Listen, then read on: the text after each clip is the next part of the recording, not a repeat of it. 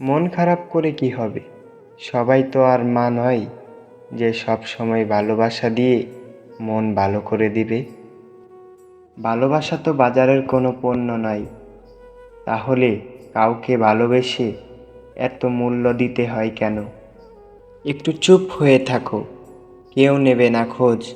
দিন শেষে দেখা যায় প্রিয় মানুষগুলোই নিখোঁজ। যতদিন লেখাপড়ার উদ্দেশ্যে চাকরি পাওয়া হবে, ততদিন সমাজে শুধু চাকর জন্ম নেবে, মালিক নয়। জার্মানির এক নামকরা ব্যাংকে ব্যাংক ডাকাতির সময় ডাকাত দলের সর্দার বন্দুক হাতে নিয়ে সবার উদ্দেশ্যে বলল, কেউ কোনো নড়াচড়া করবেন না। টাকা গেলে যাবে সরকারের, কিন্তু জীবন গেলে যাবে আপনার।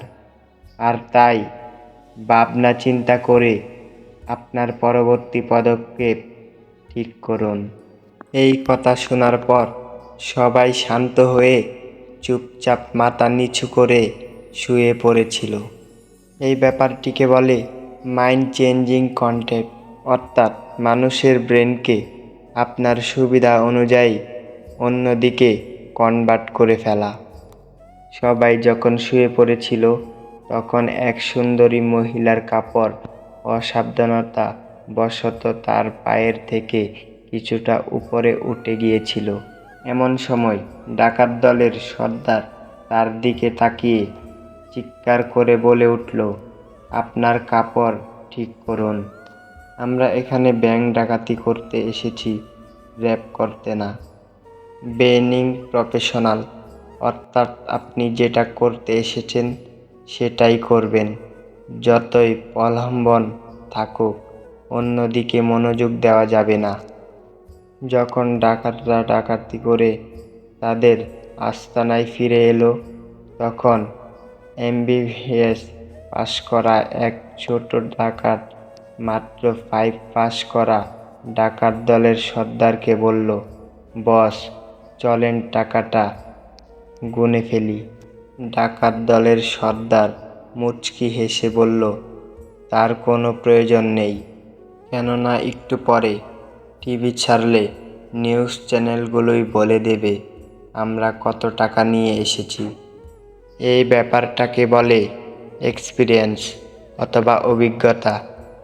যে গতানুগতিক সার্টিফিকেটের বাইরে গিয়েও কাজ করতে পারে, উহাকেই একটি উৎকৃষ্ট প্রমাণ। ডাকাতরা চলে যাওয়ার সাথে সাথেই ব্যাংকের এক কর্মচারী ব্যাংক ম্যানেজারের কাছে ছুটে এসে বলল, স্যার তাড়াতাড়ি চলেন, পুলিশকে ফোন করি।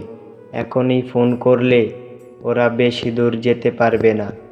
ব্যাংক ম্যানেজার কর্মচারীকে থামিয়ে দিয়ে বলল, ওদেরকে আমাদের সুবিধার জন্যই 20 মিলিয়ন টাকা নিয়ে যেতে দেওয়া উচিত।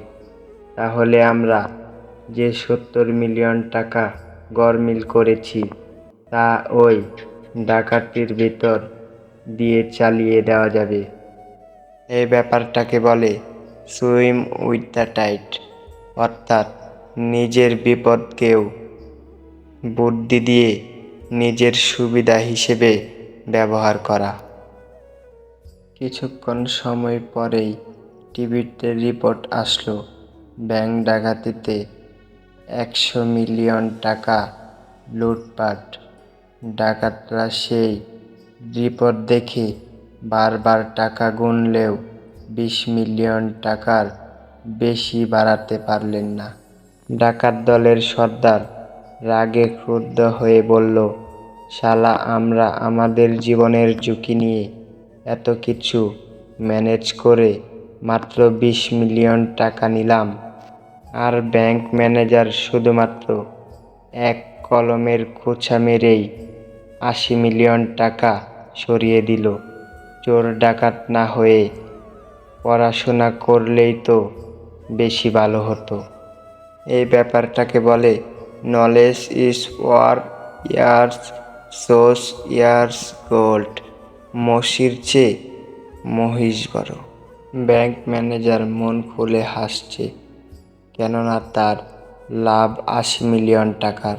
70 মিলিয়ন টাকার গড়মিল করলেও সে আরও 10 মিলিয়ন টাকার এই সুযোগ আর নিজের পকেটে ঢুকিয়ে ফেলেছে। সুযোগ থাকলে তাকে কাজে লাগানোই উচিত। কেউ হেরে যায় বিশ্বাসে, কেউ হেরে যায় জীবনের নিঃশ্বাসে। বিশ্বাসে যে হাসে সে জীবন্ত লাশ, নিঃশ্বাসে যে হাসে সে ফিরবে না পৃথিবীতে আর। সত্যের পক্ষে যদি দাঁড়াতে না পারো, অন্তত অন্যায়কারীর পক্ষে দাঁড়িয়ে তালি বাজিও না। খারাপ সময়টা একদিন ঠিকই চলে যাবে, কিন্তু মানুষটা এত চেনা হয়ে গেল। খোঁজ নিয়ে দেখো, একটা সময় সেও চঞ্চল ছিল খুব। আজ সে পরিস্থিতির চাপে পড়ে হয়ে গেল চুপ। আসলে সুন্দর বলে কিছুই হয় না। যাকে তুমি বেশি ভালোবাসবে তাকে ততই বেশি সুন্দর মনে হবে। ব্যবসা যতই ছোট হোক, স্বাধীনতা নিজের কাছে। চাকরি যতই বড় হোক, স্বাধীনতা অন্যের হাতে। বৃদ্ধাশ্রম আর অনাথাশ্রম একসাথে করে দেওয়া উচিত। তাহলে অনাথগুলো বাবা মা পাবে আর বৃদ্ধরা সন্তান পাবে। জীবনে সব কিছু পেতেই হবে, বিষয়টা কিন্তু এমন নয়। মন জুড়ে মানসিক শান্তি থাকলে না পাওয়াগুলো বাদ দিয়েও ভালো থাকা যায়। ওই মেয়েকে জীবন সঙ্গী করো যে মেয়ে কোনো উপহার আশা করে না, তোমাকেই একটা উপহার পাবে। ভালোবাসতে হলে প্রিয় মানুষটার প্রতি ধৈর্য, সহমর্মিতা, বিশ্বাস, শ্রদ্ধা, একটা সুন্দর মালা রচনা করে পরিধান করতে হয়। কেউ অবহেলা মুখ বুজে সহ্য করে, কেউ অবহেলা উপর অবহেলা ফিরিয়ে দেয়। কেউ ভালোবেসে আগলিয়ে রাখে, কেউ ভালোবেসে কষ্টে রাখে। অযোগ্য কাউকে যোগ্য করে তুলতে নেই, কারণ সে যোগ্য হয়ে প্রথমে তোমাকেই অযোগ্য মনে করবে। মানুষ চলে যায় তার প্রয়োজন ফুরিয়ে গেলে, কিংবা আপন প্রান্তের মানুষের থেকে অবহেলা পেলে। কম রোজগার করো, তবু সৎ পথে করো। আপনজন কমবে, কিন্তু আত্মীয় স্বজন কমবে না। তোমাকে ডুবিয়ে দেওয়ার জন্য এমন লোক বসে আছে যাদেরকে তুমি নিজেই একদিন সাঁতার শিখিয়েছিলে। যে তোমাকে হিংসা করে তাকে করতে দাও, কারণ তোমার গুণ আছে বলেই সে তোমাকে হিংসা করে। মানুষ বড়ই আজব, যে অবহেলা করে তার পিছনে দৌড়ায়, আর যে গুরুত্ব দেয় তাকেই অবহেলা করে। লাখ টাকার জুতা পায়ের নিচে থাকে, আর 1 টাকা বিনিময়ে পাওয়া কোনো ভিখারির দোয়া সবসময় মাথার উপরেই থাকে। নারীর ভালোবাসা ভিক্ষুকের মতো, যত যত্ন নিবে ততই বাড়বে। তুমি পারবে না লোকের সম্পর্কে তোমার ধারণা বদলাতে, সুতরাং তুমি সেটাই করো যেটাতে তুমি খুশি থাকবে। মানুষ সবচেয়ে বেশি কাঁদে তখন যখন তার সবচেয়ে কাছের মানুষটি কোনো কারণ ছাড়াই তাকে সবচেয়ে বেশি কষ্ট দেয়। আপন মানুষ কখনো পর হয় না, যদি পর হয় তবে বুঝে নিও সে কখনো তোমার আপন ছিল না। দেরিতে হলেও নিজের পায়ে দাঁড়াও, কারণ মানুষ সবার শেষে তোমার যোগ্যতাই জিজ্ঞেস করবে। আঁকড়ে ধরার জন্য রূপ বা সৌন্দর্যের প্রয়োজন পড়ে না, পাশাপাশি চলার মতো বিশ্বস্ত একটা মানুষই যথেষ্ট। পরবর্তী ভিডিও কেমন হবে তা আপনাদের কমেন্টের উপরে নির্ভরশীল। আর হ্যাঁ, আমাদের চ্যানেলে নতুন হলে সাবস্ক্রাইব করে দিবেন। সবাই ভালো থাকবেন, সুস্থ থাকবেন। আল্লাহ হাফেজ।